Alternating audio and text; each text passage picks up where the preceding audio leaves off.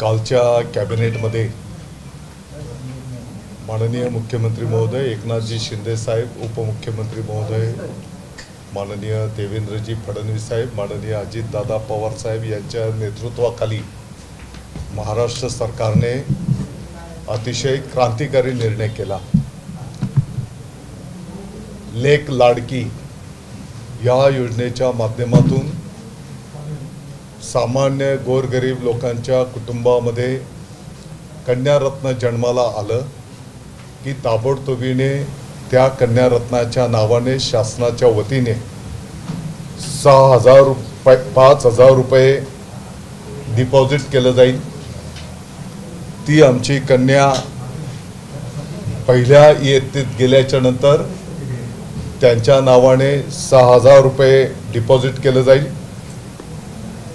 ती कन्या इयत्ता 6वीत गेल्याच्या नंतर 7,000 रुपये डिपॉझिट केलं जाईल। इयत्ता 11वीत गेल्याच्या नंतर 8,000 रुपये डिपॉझिट केलं जाईल आणि आमची ती कन्या 18 वर्षाची पूर्ण झाल्याच्या नंतर 75,000 रुपये तिच्या नावाने शासन जमा करेल आणि एकंदरीत 1,01,000 रुपये त्या कन्येच्या नावाने उभे केले जातील। आणि म्हणून मला वाटतं की हा एक क्रांतिकारी निर्णय त्या ठिकाणी शासनाने केला।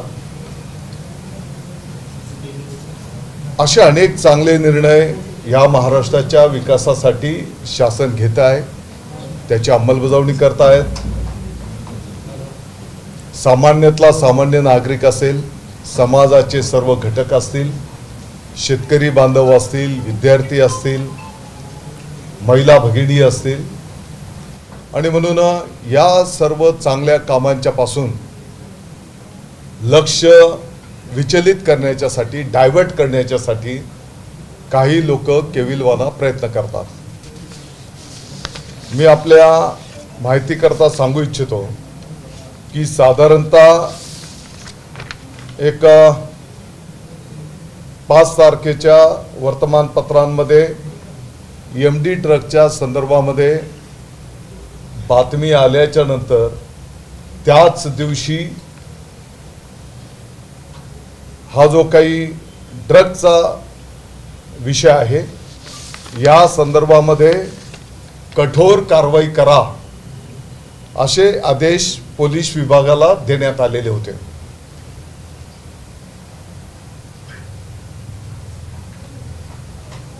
आणि मला वाटतं की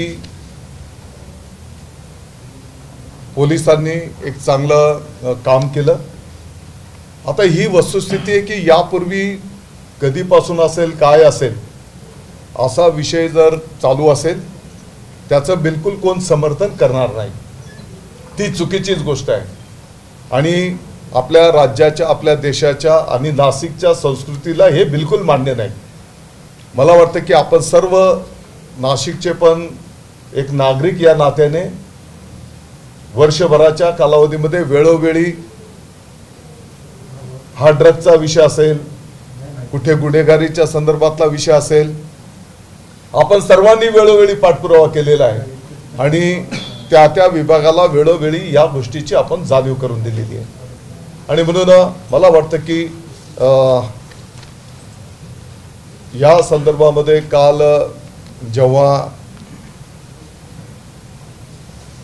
अंधारे ताईंची काही चॅनलला बातमी आल्याच्या नंतर प्रसार माध्यमांनी विचारणा केल्याच्या नंतर त्याचं मी उत्तर दिलेलं आहे।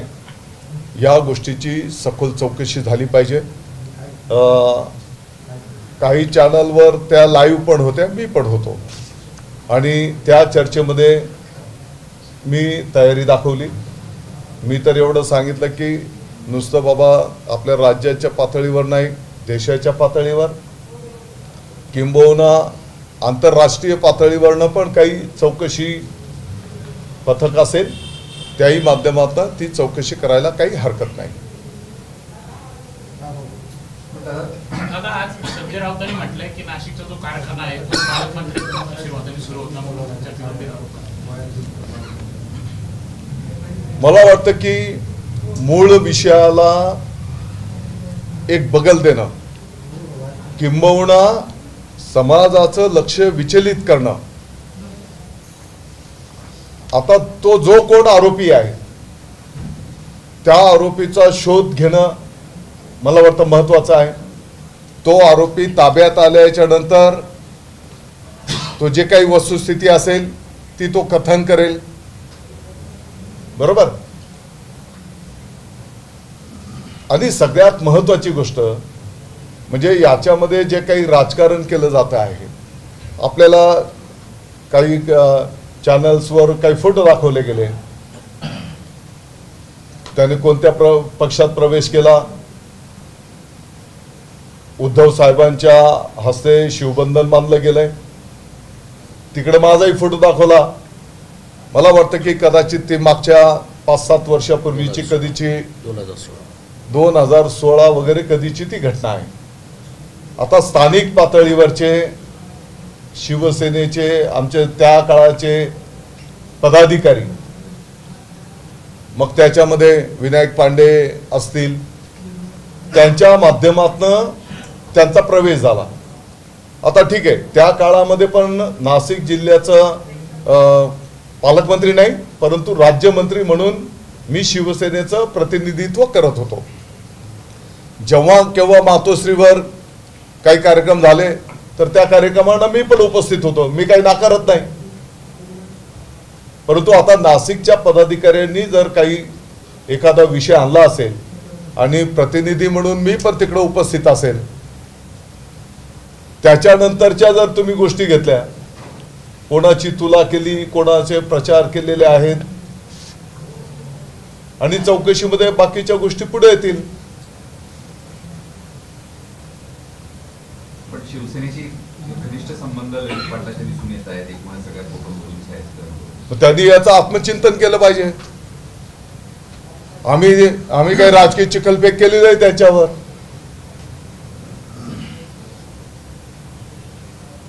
नाही, पण दादा आपले सहकारी जे बीजेपीचे आमदार आहे देवेंद्र फडणवीस, त्यांनी गंभीर आरोप केले आहे. मी नाशिक पोलिसांना पुरावे देऊन बी त्यांनी कारवाई नाही केली, म्हणून देवेंद्र फडणवीस यांनी मुंबई पोलिसांना नाशिकमध्ये पाठवून कारवाई केली, असे त्यांनी बाईट दिली.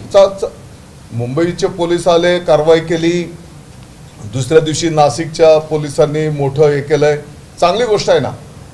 आणि मी तर बोललो की यापूर्वीच जर हे कधीपासून चालू असेल, आता शोध घेतल्याच्या नंतर पुढे येईल, पूर्वीपासून पण चालू असेल तर त्याचं समर्थन कोण करणार आहे. आणि राहिला विषय तर त्या ज्या आरोपी विषयी बोललं जात आहे, मी पण आज थोडीशी माहिती घेतली तर त्या माहितीमध्ये मला असं कळालं की 2020 मध्ये पुण्याला त्याच्यावर काय गुन्हा दाखल झालेला आहे आणि 2020 पासून तो तिकडच्या जेलमध्ये आहे, बरोबर. तर तिकडे जेलमध्ये आणि ते ससून हॉस्पिटलमध्ये 2020 पासून. दादा भुसे 2020 मध्ये होता का? मला वाटतं की इथली पालकमंत्री पदाची जबाबदारी वर्षभराचा कालावधी कदाचित झाला असेल. मग 2020, आज आम्ही 23 मध्ये आहोत आणि आता जे काही तिथले लोकप्रतिनिधी पण जे बोलत आहेत की किती 15-16 महिने हॉस्पिटलमध्ये काढलेले आहेत. आता जे काही असतील तर मग हे दादा भुसे हे पुण्याला जाऊन करत होता. साधी सरळ गोष्ट आहे. आणि काही विषयांवर गंभीरपणे मला वाटतं की आता ड्रग्स सारखा जो काही विषय आहे याच्यामध्ये राजकारण न आणता सगळ्यांनी मिळून, पक्षाच्या पलीकडचं आमच्या भावी पिढीचा हा विषय आहे, सगळ्यांनी मिळून एकत्रितपणे काम करण्याची गरज आहे. कदाचित संजय राऊतांनी सुषमा अंधारेंना बोलायला लावलं असेल, कारण ते स्वतः जर डायरेक्टली बोलले असते तर त्यांना 23 तारखेला मागच्या एका प्रकरणामध्ये मालेगावला यावं लागत आहे. आणि म्हणून मला वाटतं की काही गोष्टींमध्ये पातळी आपण राखण्याची गरज आहे. मी तर तोल जाऊ नये असा माझा व्यक्तिगत स्वतःला मी सांगत असतो आणि तसा प्रयत्न मी करत असतो. दादा संजय सुरुवातीला आता कालच्या चर्चेमध्ये जेव्हा लाईव्ह आम्ही अंधारे ताई आम्ही संवाद करत होतो तर संवाद साधताना त्यांचं समाधान झालंय. त्यांनी म्हटलं ठीक आहे, मी म्हटलं ठीक आहे. दादा पुण्याचे आमदार रवींद्र धंगेकरांनी असं म्हटलेलं आहे की त्यांच्याकडे पुरावा आहे, मी तो पुरावा सभागृहात सादर केला असं ते म्हणतात. यापूर्वी ज्या वेळेला संजय राऊतांनी आपल्यावर गिरणा शुगर फॅक्टरीच्या प्रकरणात आरोप केला त्यावेळेला आपण थेट आव्हान दिलं होतं की असं जर काही सापडलं, घोटाळा सापडला तर मी पदाचा राजीनामा देईन. आता पुन्हा एकदा आपल्याला मी challenge पदाचा राजीनामा नाही, मी राजकारण पण सोडीन असं बोललो होतो. आता पुन्हा एकदा असाच एक आरोप आपल्यावर होतोय, काय चॅलेंज असेल आपलं या सगळ्या विरोधात? नाही, मी चॅलेंज वगैरे देणारा असा मी कार्यकर्ता नाही आहे. परंतु एक मर्यादित राजकारणामध्ये आरोप प्रत्यारोप हरकत नाही, चालतात. परंतु ड्रग्ज सारखा की जे देश विघातक कृत्य आहे अशा कृत्यामध्ये पण आम्ही जर असलं एकमेकांवर चिखलफेक करणार ही गोष्ट बरोबर नाही. रवींद्र पण तुमच्यावर जे काही आरोप धंगेकर- होत आहेत त्या माध्यमातून युवक काँग्रेस देखील आक्रमक होत आहे. थेट मुख्यमंत्र्यांना त्यांनी मागणी घातलेली दादा भुसे यांचा राजीनामा घ्यावा. राजीनाम्याची मागणी करतात विरोधक. दादा चार हे आता तर नाही. बघा, मालेगाव, नाशिक नवीन घेताय का? आणि महाराष्ट्राचं जिथे जिथे आमचा शिवसैनिक मित्रपरिवार आहे तो मला चांगला ओळखतो. मी काय करू शकतो काय करू शकत नाही हे सगळ्यांना खात्री आहे. त्याच्यामुळे कोणाच्या सर्टिफिकेटची मला गरज नाही. दादा मालेगावमध्ये 3-4 वर्षापासून एमडीचा सुळसुळाट आहे. आपण अनेक केसेस बघितल्या मालेगाव. नाही, एक 8-10 वर्षापासून हो. त्याला कुत्ता गोली असं काहीतरी नाव आहे. नावाने तो हा, मेडिकल्स मधनं काही ते नशेचा काही तो पदार्थ असतो आणि तो घेतल्याच्या नंतर त्या व्यक्तीला भान राहत नाही. आणि या संदर्भात गेल्या 10 वर्षांच्या पासून आम्ही काम करतो आहोत. आता प्रतिबंध पूर्ण झाला असा माझा बिलकुल दावा नाही. परंतु सतत या विषयावर आपण दादा भुसे एकटा नाही, आपण सगळे मिळून काम करतो. नाही, मला हे माहिती आहे की कुत्ता गोळी म्हणजे एमडी आहे. एमडी पासून ती तयार केली जाते, मॅफेड्रोन पासूनच बनवली जाते. हा, कदाचित त्याला नाव. तर हे जे काही सुरू आहे म्हणजे ग्रामीण पोलिसांचं पण फेल्युअर आहे, नाशिक शहर पोलिसांचं पण फेल्युअर आहे. कारण की यांना हे समजलेलं नाही.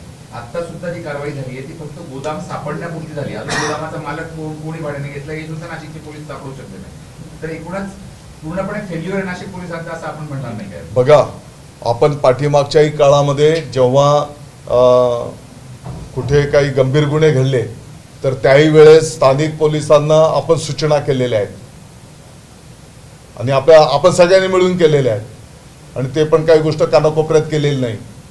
आणि म्हणून निश्चितपणे जर एवढा मोठा ड्रग इकडे आता तो कधीपासून होता काय होता, जर काही कालावधीपासून जर तो प्रगतीपथावर होता तर निश्चितच फेल्युअर आहे.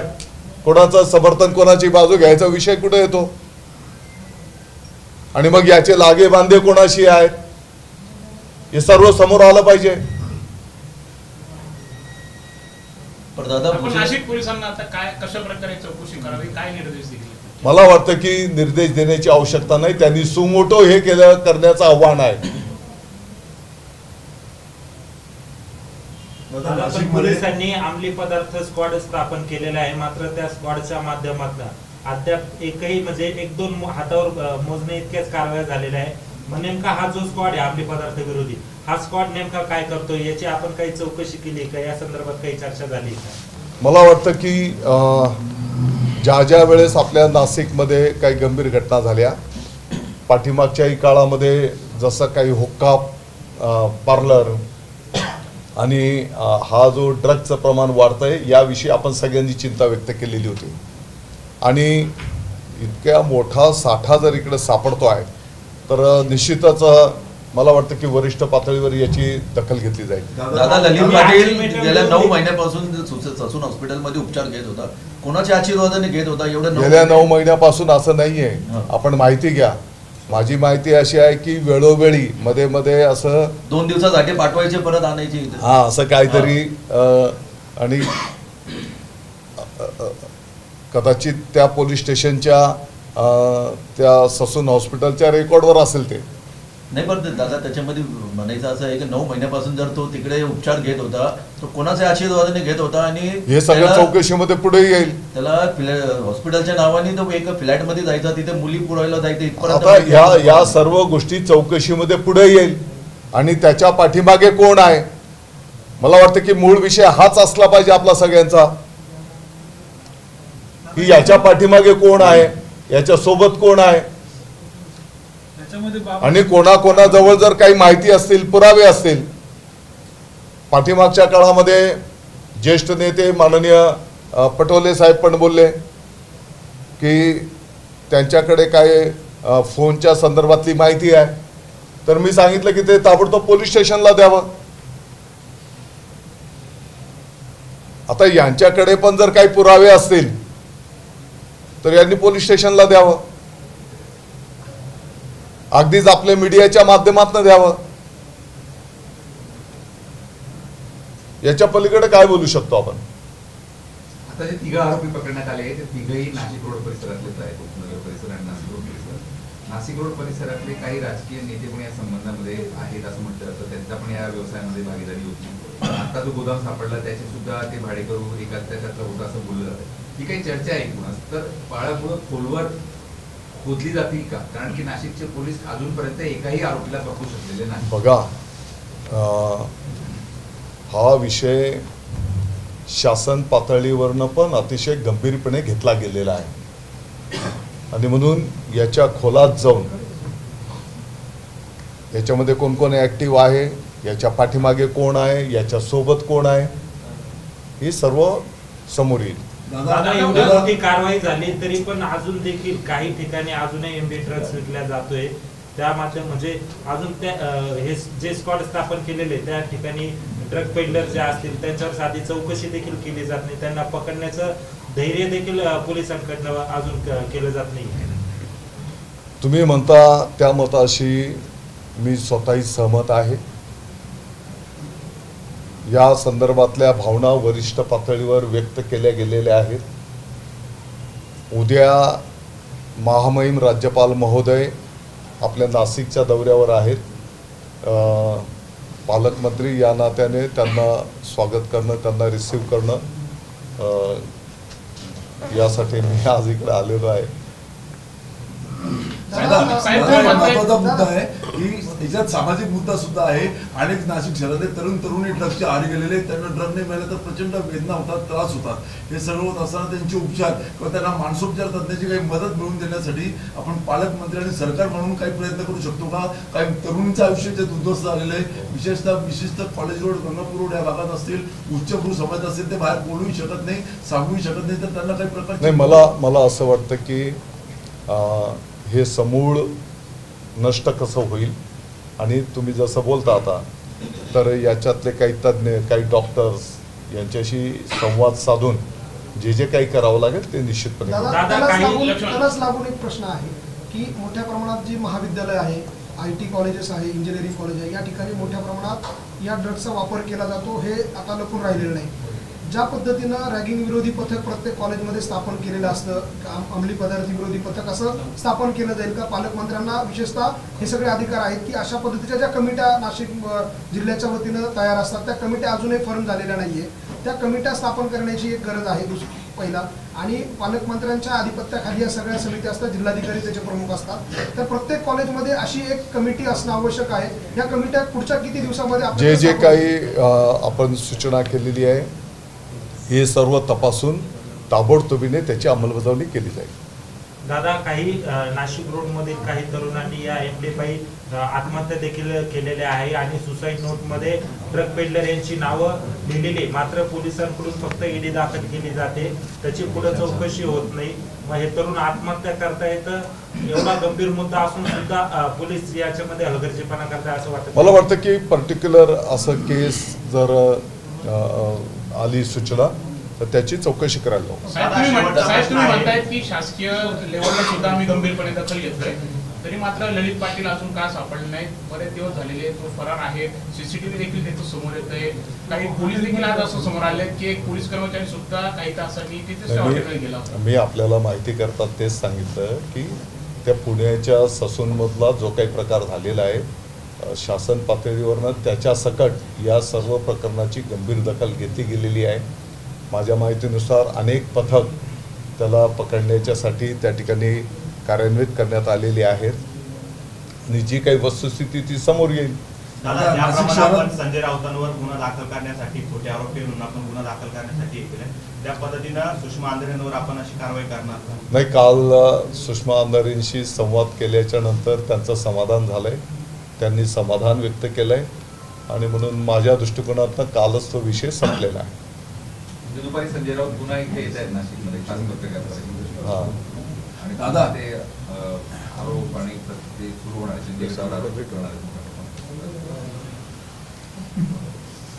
त्यांनी नाव घेऊन व्यक्तिगत, मी आता जसं बोललो, हा विषय एका विचारसरणीच्या याच्यातला विषय आहे. एक प्रकारे हा देशद्रोहाचा प्रकार आहे, बरोबर? तर याला आपण सगळ्यांनी मिळून, सरकार कोणाचंही असू दे, काल कोणाचं होतं आज काय आहे तो विषय बाजूला आहे, याला आपण सगळ्यांनी गंभीरपणे घेण्याची आवश्यकता आहे. शेवटचा प्रश्न संजय गायकवाड यांनी एक मोठा दावा केला आहे. त्यांचं असं म्हणणं आहे की काही जणांनी आता जे मुख्यमंत्री आहेत एकनाथ शिंदे यांना मागच्या सरकारमध्ये असताना चकमकीत मारण्याचा प्रयत्न केला होता, असं खळबळजनक दावा केलेला आहे. मात्र शनिवार कट रचला होता मारायचं. हा उद्धव ठाकरेंच्या आज सोडले नसते तर एकनाथ शिंदे जिवंत नसते असं. पाठीमागच्या काळामध्ये एकदा कॅबिनेटमध्ये त्यांना माननीय एकनाथजी शिंदे साहेबांना सुरक्षा पुरवण्याच्या संदर्भातला विषय आला होता. एकनाथजी शिंदे साहेब गडचिरोलीचे पालकमंत्री होते आणि त्यांना ज्या पद्धतीने धमक्या दिल्या गेलेल्या होत्या तर त्यांना सुरक्षा पुरवली गेली पाहिजे या संदर्भातली चर्चा संपन्न झालेली होती, हे मला माहीत आहे. शिवसेनेचे 16 आमदार अपात्र होणार का? उद्या पुन्हा एकदा सुनावणी आहे. आता आणखी नवीन विषय काहीतरी सुरू करणार. पालकमंत्री पदावर पुन्हा एकदा तिढा दिसतोय. भरत गोगावले हे नवरात्रीच्या पहिल्याच दिवशी पालकमंत्री होतील असा दावा केलेला आहे आमदार महेंद्र दळवे. मंत्रिमंडळ विस्तारी नवरात्र उत्सव होणार अशी चर्चा. हा सर्वस्वी अधिकार माननीय मुख्यमंत्री महोदयांचा आहे. हे परमनंट उत्तर आहे.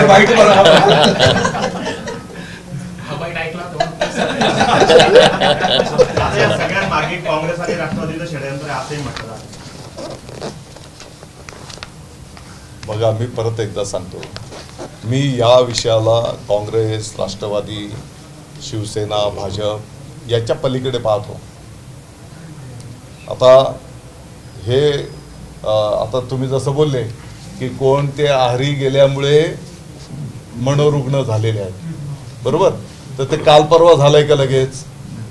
कदाचित काही वर्षांच्या पासूनचा त्यांनी सेवन केल्यामुळे तशी परिस्थिती निर्माण झाली असेल आणि म्हणून हा एकमेकांवर चिखलफेक करण्याच्या पेक्षा ते खोकेन बोके मध्ये आणण्याचा हा विषय नाही.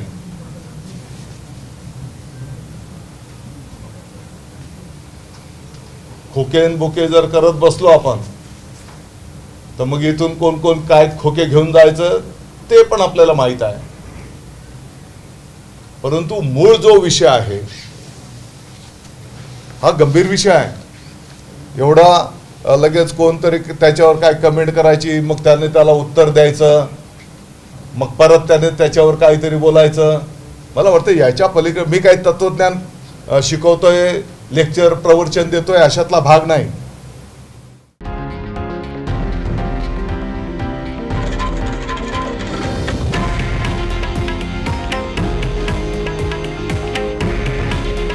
हे आहे देशातील नंबर 1 न्यूज नेटवर्क आणि आपण पाहत आहात TV9 मराठी. काळजी तुमची, हित महाराष्ट्राचं.